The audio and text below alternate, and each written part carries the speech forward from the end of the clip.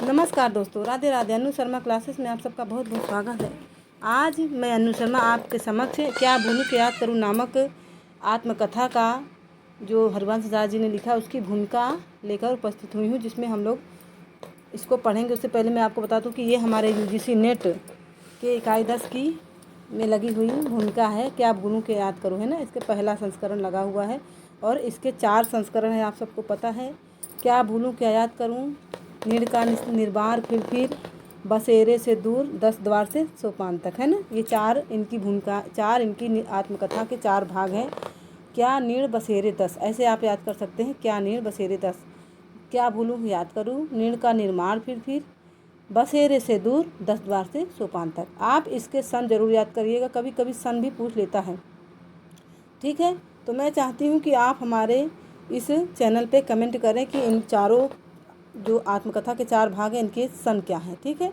फिर बाद में मैं बताऊंगी, ठीक है। नेक्स्ट वीडियो में मैं ज़रूर बताऊंगी कि इसके क्या सन है। अगर आप नहीं पता है तो मैं ज़रूर बताऊंगी। चलिए ठीक है, आता है तो कर दीजिए, नहीं आता तो आप कमेंट कर दीजिएगा। हमको नहीं पता, आप बता दीजिए, ठीक है दोस्तों।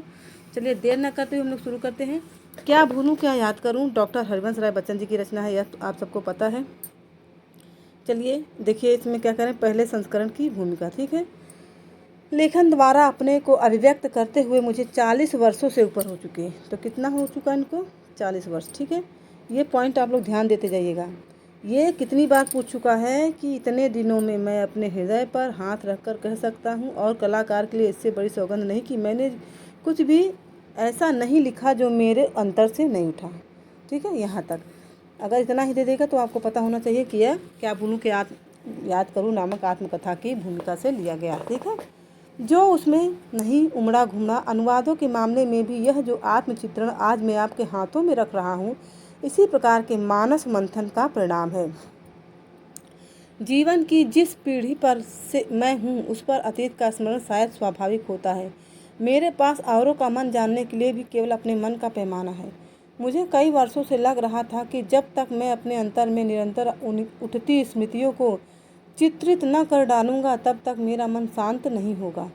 मेरी जिन अभिव्यक्तियों से आपके मन को भी यत किंचित शांति शब्द मैं इतने व्यापक अर्थ में प्रयोग कर रहा हूँ, उसमें अशांति भी शामिल हो सके मिलती रही है। मैं उन्हें अपने मन को ही शांति देने के लिए प्रस्तुत करता हूँ। इसी विश्वास के बल पर मैं यह आत्मचित्रण प्रकाश में ला रहा हूँ। मेरा जीवन एक साधारण मनुष्य का जीवन है और इसे मैंने अपना सबसे बड़ा सौभाग्य और अपनी सबसे बड़ी प्रसन्नता का कारण माना है। मुझे फिर से इच्छानुकूल जीवन जीने की क्षमता दे दी जाए तो मैं अपना जीवन जीने के अतिरिक्त किसी और का जीवन जीने की कामना न करूँगा। उसकी सब त्रुटियों, कमियों, भूलों, पछतावों के साथ सबसे बड़ा कारण कि इसी के बल पर तो मैं दुनिया के साधारण जनों के साथ अपनी एकता का अनुभव करता हूँ। इतने बड़े संसार में अपने को अकेला अनुभव करने से बड़ा बंधन नहीं। यही केवल इतना आपसे पूछ ले, इतने बड़े संसार में अपने को अकेला अनुभव करने से बड़ा बंधन नहीं, यह किस रचना की भूमिका से लिया गया। तो आपको ध्यान रहना चाहिए कि यह हमारे क्या भूलूं के याद करूं नामक रचना की भूमिका से ली गई है, ठीक है दोस्तों। फिर क्या कह रहे हैं, सायुज्य मुक्ति, यही है सबसे युक्त होकर मुक्त, ठीक है। आपका भी यह विश्वास हो तो मुझ साधारण से युक्त होना आपके सर्वसाधारण से युक्त होने का एक कदम हो सकता है। युक्त होना दोनों पर निर्भर है, कितना आप हो सकते हैं, कितना मैं कर सकता हूँ। मेरी ईमानदारी आपके सम्मुख है, पता नहीं यह आपकी कितनी सहानुभूति पा सकेगी। क्या भूलूं क्या याद करूं, मेरी पूरी योजना का 1/3, ये देखिए उन्होंने स्वयं लिखा है। क्या भूलूं क्या याद करूं, मेरी पूरी योजना का 1/3 भाग है। इतने ही बड़े 2 और भाग यथा समय आपके सामने आएंगे। तो अगर कहते भूमिका में उन्होंने कितने भाग की चर्चा की है, तो 3 भाग की। फिर बाद में फिर बोलेंगे आगे।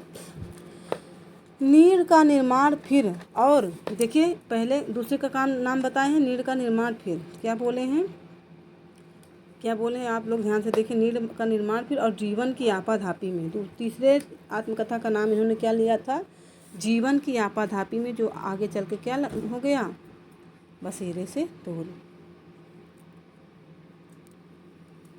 फिर यदि समय और स्वास्थ्य ने साथ दिया, क्या करें, समय और स्वास्थ्य ने अगर साथ दिया तो मैं यह भी बताना चाहता था कि यह आत्मचित्रण मैंने किस मनोवृत्ति से किया है।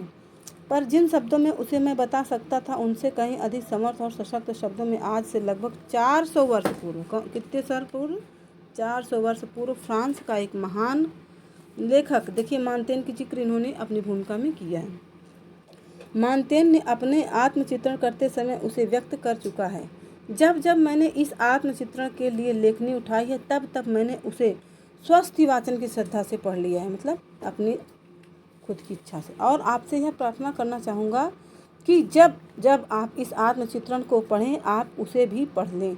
आप उसे इस कृति के प्रथम पृष्ठ के पूर्व पाएंगे। मैं जो कुछ लिखता हूँ उस पर अपने पाठकों की प्रतिक्रिया जानना चाहता हूँ, उससे लाभान्वित भी होता हूँ। यदि आप यथा सुविधा अपनी प्रतिक्रिया मुझे देंगे तो आप मेरा उपकार करेंगे। खेद है, जब इस पांडुलिपि को प्रेस भेजने का समय आया तब मैं कहाँ थे, ये लम्बेगो में पढ़े थे, लम्बेगो, ठीक है। प्रेस के लिए इसे अंतिम रूप देने का कार्य कौन किया था, सत्येंद्र शरद जी ने किया था, ठीक है। ये सब आप लोग नोट करते जाइए। इस सहयोग के लिए मैं उन्हें जितना भी धन्यवाद दूं कम है। अब इसका प्रकाशन वर्ष देख लीजिए, 1969 में ये आई थी, है ना, अगस्त 1969। बच्चन जी की रचना क्या भूलूं क्या याद करूं, 1969 में आई थी। फिर तीसरे संस्करण के अवसर पर देखिए, मुझे इस बात की बड़ी प्रसन्नता है कि क्या भूलूं क्या याद करूं के प्रकाशन के साल भर, कितने दिन बाद, साल भर, ठीक है, साल भर के बाद ही उसके तीसरे संस्करण की आवश्यकता आ पड़ी है। जिन कमियों की ओर मेरे कतिपय पाठकों ने संकेत किया था उनमें से अधिकांश का निराकरण कतिपय संशोधनों और परिशिष्टों द्वारा करने का प्रयत्न इस संस्करण में किया जा रहा है। संशोधनों में सुझाव और सहायता के लिए मैं श्री सत्येंद्र का आभारी हूँ। तो देखिए इसमें भी उन्होंने सत्येंद्र शरद का आभार व्यक्त किया है। मैंने पहले संस्करण में कहा था कि आत्मचिंतन की मेरी यह योजना 3 खंडों में पूरी होगी, पर अब लग रहा है कि 3 खंडों में नहीं 4 खंडों में पूर्ण होगी। तो ये तीसरे खंडों में उन्होंने बताया, ठीक है। तो अपनी आत्मकथा के तीसरे खंड में ऐसा बताया है कि लगता है कि 3 नहीं 4 खंड में यह पूरी होगी, ठीक है। तो अगर आपसे पूछ लें कि किस खंड में ऐसा बोला है तो तीसरे खंड में, आत्मकथा के तीसरे खंड की भूमिका में उन्होंने बताया, ठीक है। योजना का दूसरा खंड नीड़ का निर्माण फिर इस संस्करण के साथ उपलब्ध हो जाएगा, है ना। तो देखिए दूसरा कब आया था, 1970 में, ठीक है। वो 1969 में आया था, ये 1970 में आया था, ठीक है। फिर चौथे संस्करण की भूमिका देखिए, अवसर पर क्या भूलूं क्या याद करूं को प्रकाशित हुए अभी कितने साल हो गए, 2 वर्ष, ठीक है, नहीं हुए, और इसका चौथा संस्करण निकलने जा रहा है। मैं उन सब लोगों के प्रति आभारी हूं जिन्होंने इसे पढ़कर अपने इष्ट मित्रों एवं परिचितों को इसे पढ़ने के लिए प्रेरित किया, जिसके कारण इसकी मांग बराबर बढ़ रही है। इस संस्करण में एकाध प्रसंगों को जिनके स्मृति आधारित होने के कारण कुछ भ्रम फैलने की संभावना थी अधिक तथ्य संगत और स्पष्ट कर दिया गया है। पुस्तक के संबंध में आप अपनी प्रतिक्रिया भेजकर मुझे बाधित करेंगे। जून 1971, बच्चन। तो चौथा इनका कब आया था, 1971 में, ठीक है दोस्तों। सन ज़रूर आप लोग नोट करते जाइएगा, और चारों का सन हमने बता भी दिया है, फिर भी हम चाहेंगे कि कमेंट में आप बताएं। 7वें संस्करण के अवसर पर लेखक के लिए इससे अधिक प्रसन्नता और संतोष का विषय क्या हो सकता है कि उसकी कृति के संस्करण निकलते जाए। इस अवसर पर मैं उन सहयोगियों के प्रति अपना आभार प्रकट करता हूं जिन्होंने किसी भी रूप में इस कृति को बोधप्रिय बनाने में सहयोग दिया है। प्रकाशक के प्रति भी जो उसे नई साज सज्जा से प्रस्तुत कर रहे हैं। अपने नए पाठकों की प्रतिक्रिया का भी मैं स्वागत करूंगा। यह 1980 में आया था, ठीक है, बच्चन जी की रचना है, चौथा संस्करण। 8वें संस्करण की भूमिका देखिए, मुझे इस बात की बड़ी प्रसन्नता है कि मेरी आत्मकथा के प्रथम खंड क्या भूलूं क्या याद करूं का 8वां संस्करण निकलने जा रहा है। इसका श्रेय मैं उन पाठकों को देना चाहता हूं जिन्होंने इसे पढ़कर मित्रों एवं संबंधियों को पढ़ने के लिए प्रेरित किया। मेरी हमेशा से यह धारणा रही है कि किसी भी पुस्तक के प्रचारक उसके सुरुचिपूर्ण पाठक ही होते हैं। मैं आशा करता हूँ यह क्रम बराबर चलता रहेगा और एक अच्छी कृति लोगों का मनोरंजन करती रहेगी। जनवरी 1982 में इन्होंने 8वें संस्करण की भूमिका लिखी थी, ठीक है।